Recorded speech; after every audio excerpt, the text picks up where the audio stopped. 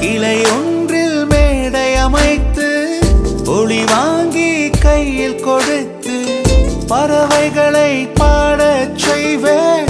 இலையெல்லாம் கைகள் தட்ட அதில் வெல்லும் பறவை ஒன்றை உன் காதில் கூவச் செய்வேன்.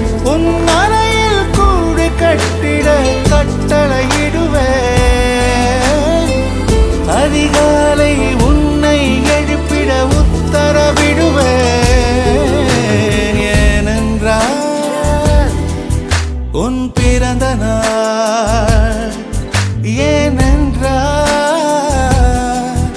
உன் பிறந்த நாள்.